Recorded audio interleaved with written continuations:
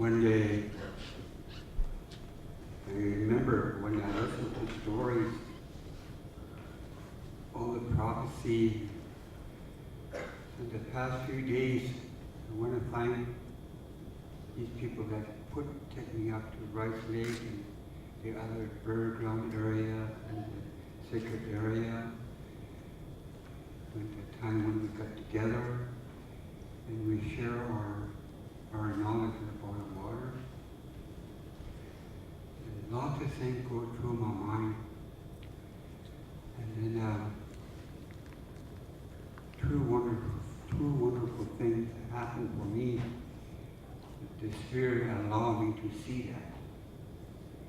So when I was in the Rice Lake, in this snake area, at the burial ground. Serpent Mount. Yeah, Serpent Mount. Yeah. So I was there when they're coming up in the road on the top of the hill, when they're coming down, and then I feel the cold wind coming through me, and I feel the Spirit of your people. And then I stop, and then what is it? What is it? I'm looking around. I keep walking down, and then I stop. I stop, and then I see the Spirit allowed me to see there's hundreds and hundreds of boats coming through the shore, and then they land on the shore. They carried the body with lots and lots of them. They went up there. So I stopped there and then I watched them. There's no tree. This is a short tree, but they're short. There must have been 1,000, 2,000 years ago. That tree stand today, they're tall now. They were really small. So you can see over the tree, distant. And then I walk up there and then I said, I find the Spirit to see and allow me to see your people here, we're all the same. And then when I went up to the sacred area, when I sing out there, and I asked him for training. When I sing the Spirit of song, I asked him for training. And I didn't know the rain came down. It was a cleaning for all of us. It was a powerful cleaning for all of us. And all his prophet and your prophet, they all came there. When I see all of this, and they knew what we're thinking. They knew what we're thinking. They knew what we're really after.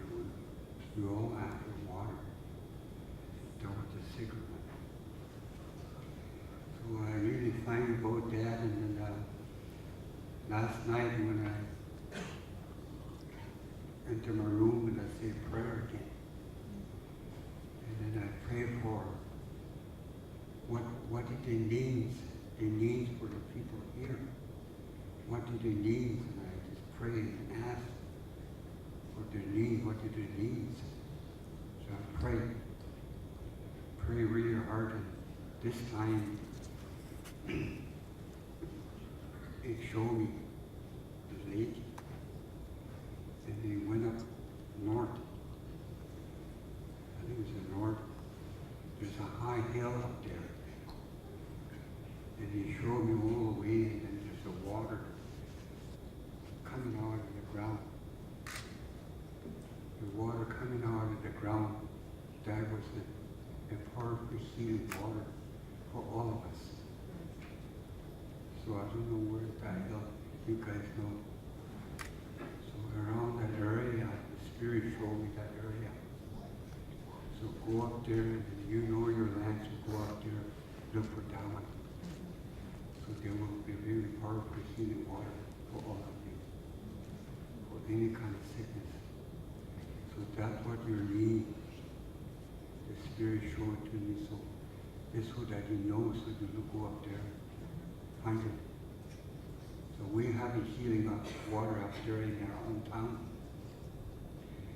then earlier when my brother was talking about how powerful the people were, how powerful your people were too, where we were.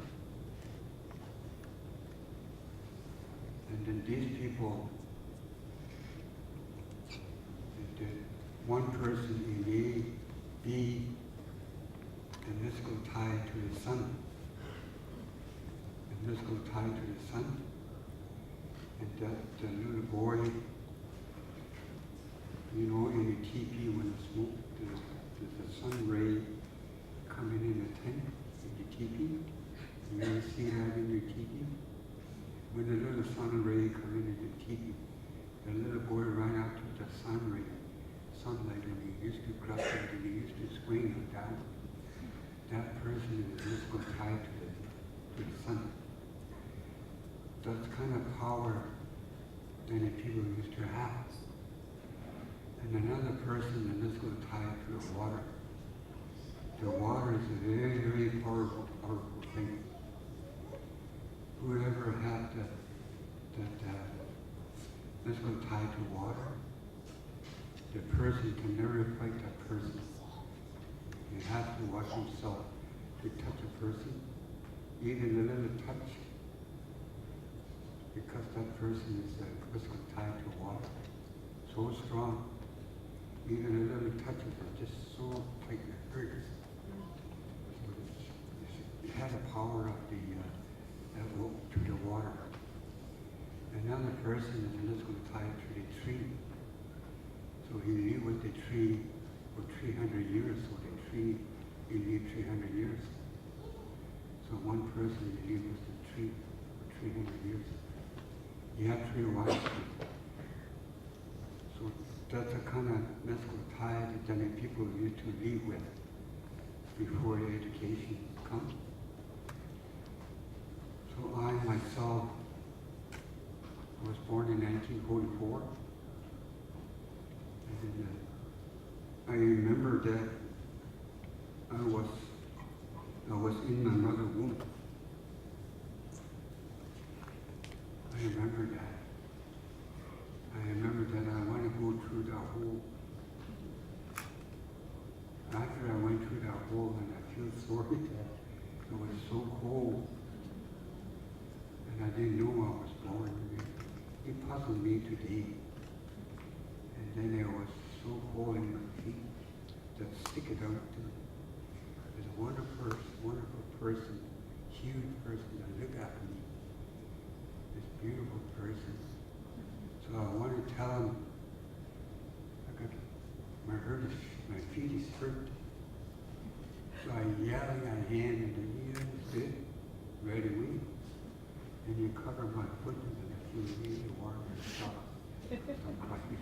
I didn't know I was born. So I used to remember. So from then on, and I told, this puzzled me for quite a long time. And here, I never say anything. But my grandfather gave me the name. He called me Chile. Chile, what that means is feather, you know, the feather? Feather brother. He gave me that name. Brothers to the feather. Brother of the feather was given to my brother. Yeah. So I carry that feather brother with me. That name is stuck here with me for a long time. He saw the future. So those kind of things that he's teaching you, I've been taking a lot from my dad. He taught me a lot, and these people out there in the world, he taught me about the beginning of the world and the time of the flood. You guys want to know about the flood of the world. My dad told me a story about that, the flood of the world. And later on, I read some books, and I came across the Bible, Noah, and then I thought, gee, I went around to my dad and said, Daddy, look at the book here. But if I would know, I used to have some water here. And my dad looked at me, yeah, we were there too. And then we both had the story, same thing. And then there was a hail flying into space and it covered the whole land because of the animals, just huge, eating all the people. And today they call it dinosaur.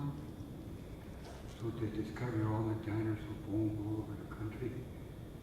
And then reminded me the story. And then when I see the sacred area, I see animals need to be huge. So this is all settled. So it all went out. And then there's a winter, mid again. So that's where all the ice went down as far to the northern border. That's how far it went. So we're looking for the warm weather in the south to keep moving and moving and moving. And half of the tribe, they're longing for the homeland. And half of the tribe, they're longing for the warm land. So they talk among each other. So they separated. Someone went back and someone went down. And many years down the road, we're going to meet again. And then these people was Navajo, who speak same language. That's how far you went. And we met again. So that's a story that my people have told me the story. And from there, the more feather goes over the place. And my dad and my grandfather, they taught me about the weather. They taught me how you read the weather. You read the sign. You read the sign in the morning. It's going to be rain.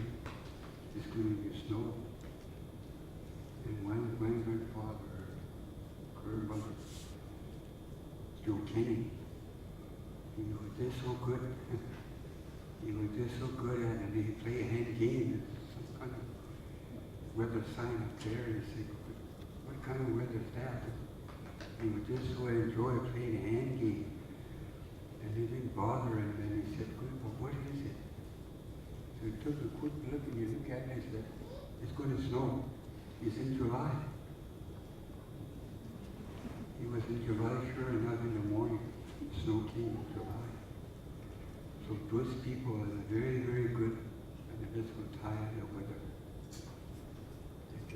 Today, if the summer cloud, if it didn't come early, that means it's going to be a bad summer. Not very good summer.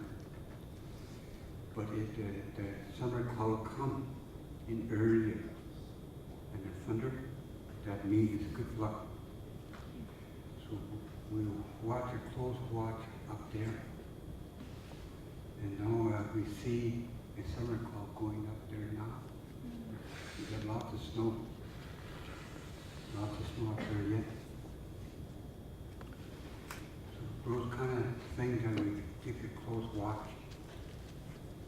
So we really respect water, and when you go to home someplace, you visit your home, sometimes the elders comes in, say, grandchild, I want some water. So go fetch your water for them, give it to them. And they're old and sit there and they drink water. Oh, your water tastes so good, they drink. And they know what kind of life you're going to have in the future. They knew right away. So I was one old lady, very, very old lady. One day I visited a home. I see the old lady, her hair just white, sitting there and nobody's home. And then they said, who is it? And he said, it's a child, it's a grandchild. Go to fetch me water. So I took his cup and I looked in the water pail, there's no water. So I took a little pail, went down way down to the lake and tried to find a good clean water that I got down, bring it back to her. I sat down, got this cup, and then I gave him the water. And then he drinks and drinks and drinks. So your water tastes so good. And he said, that me, you have good mind, good heart. That me, you would have a good long life. He gave him that blessing. So that's why you respect the water. Sometimes the water like that, it gives you lots of blessings. Sometimes it gives you lots of healing. Even I myself, when I get sick, I go out, get out of town, and I go out across the lake and I see the beautiful, beautiful crystal water. I stick it out as I chop that one off, keep it really clean, put it in the blanket and I go to game that. And I make water myself. I drink water for 8, 10 cups. It changes all your blood system and your sickness and it gives you healing.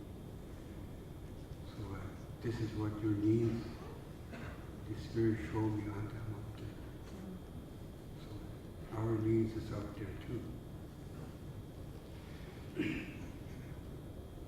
So these are kind of things that are really depending on the Spirit.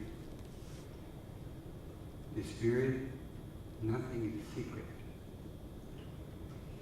He knows everything. The Spirit knows everything.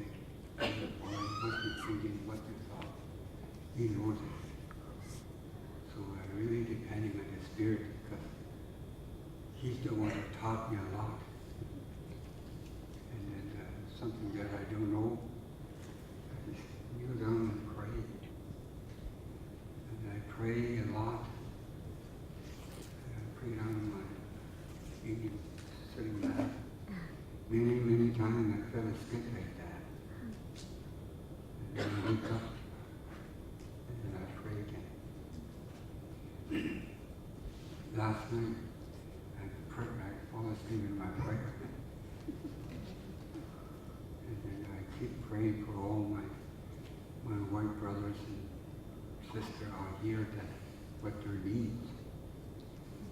And their need was a clean water, drinking water. He showed me up in the north, in the high mountain. I don't know where that is, but you guys know. You'll find it. So that's the kind of people that we came from. And some person is physical tied to a fish, and he know all the fish, what the fish mean. Some person is physical tied to a moose. My dad was a mystical tied to a moose, and he really know how to hunt. Another person mystical tied to northern light. Another person mystical tied to weather.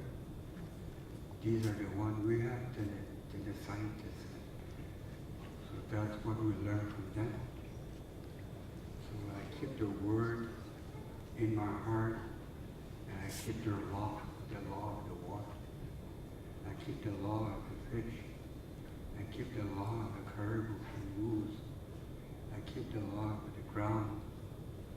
Be sure I don't dig fooling around with the ground too much. The fire is another thing. There's a powerful law in the fire. Even though there's no food, our people came through the really cold weather. No food for 2 months, 1 month. But it was the fire that kept them alive. So the fire is very sacred. So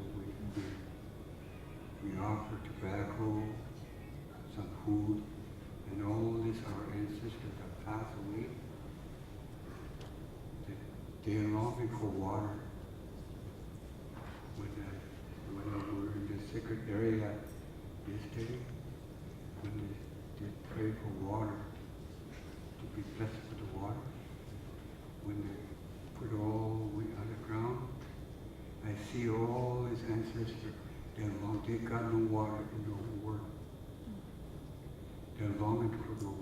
so bad when you offer water to just, even small water, one drop, just thank for that. They're really thankful for that. That's the kind of spiritual that our elders have taught us. Even though when we die, our mind and heart and soul still goes on. It's still living. So you enter the spiritual light, and then went into down. In that spiritual light, there's no hurt feeling or hurt, just pure joy. And then I want to go back to the earth. I really didn't want to. But the way they talk to you is a beautiful obedience. So I had to obey it and do that. That happened when I was small. And then I see the person up there, keep trying to arm up. Keep trying to stand up like this. I want to know that person, who was it? So I ran to my mom and said, Mom, who is that person? Mom looked in that direction and said, no, there's nothing. I believe my mom. When he said there's nothing, I believe it. It's small. And then I came back to the shore of the light. Came back there, I played, I looked. I still want to know who was it. So I ran up to my dad. I said, Daddy, who's that person? You look up and then you look around. And my dad says, same thing. There's nothing. I believe my dad. And then here, came back to the shore, the light. And then here I want to know myself, who is it? I still want to know who is it. So I put my right foot on that light. My foot wouldn't go through. It just stuck it really hard. And I decided to put my other foot on there. So I put my other foot on there, standing at that light. It's a beautiful, beautiful feeling. And I want to catch up to that person before his arm up.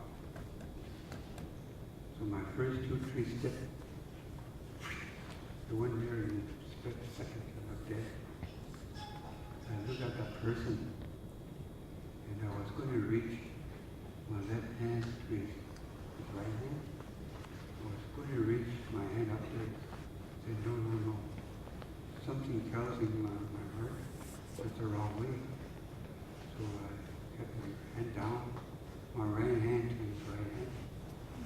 So I brought to my right hand to his right hand, and then just got into that person. It was me.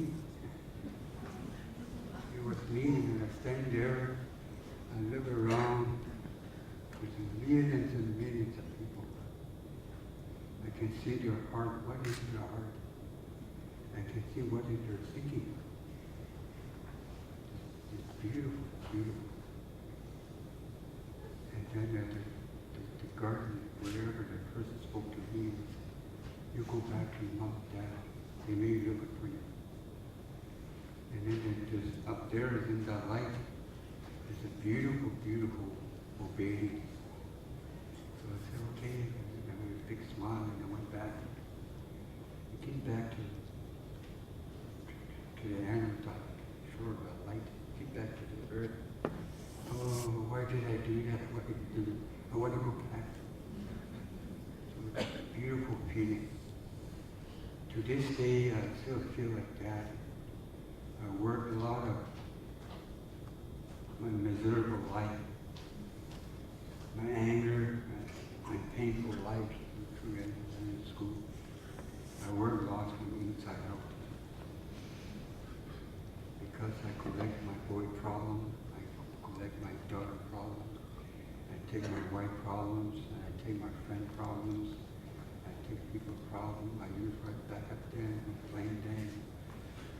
that's the kind of life I went through. Now with my grandfather and my grandmother, they helped me to work on my inside out. And then they explained pretty well, pretty good. So the world work from the outside in. What that means, you collect all these problems. Come from your feet, from your hand, from your mouth, from your eye and ear. So take good care of yourself as your whole self. My dad told me that story so many times. So I learned. And now I work on my inside out. He said that's the reason why the love from the Creator came to the world. So that love will work from your inside out. And you become a loving person as you loving yourself. To loving yourself is one of your best friends in the world. So with the help of the spirit of the water is up there. So help yourself in a beautiful way. You work with you inside out, the more you do that, the more you get better. Beautiful healing will come through the water. The water here is, I learned a story. See the river here? Oh, my grandfather, sure, Peter, paths, he went through here. He went to the Peter Birch. When the big boat, big canoe come up in the north, and there's the Peterbird's canoe. They come from here.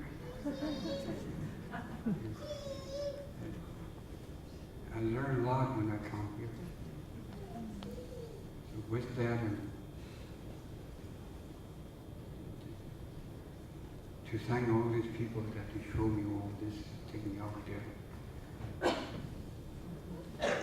Thank you so much for sharing my experience with my bad time and good time and spiritual work. Must enjoy.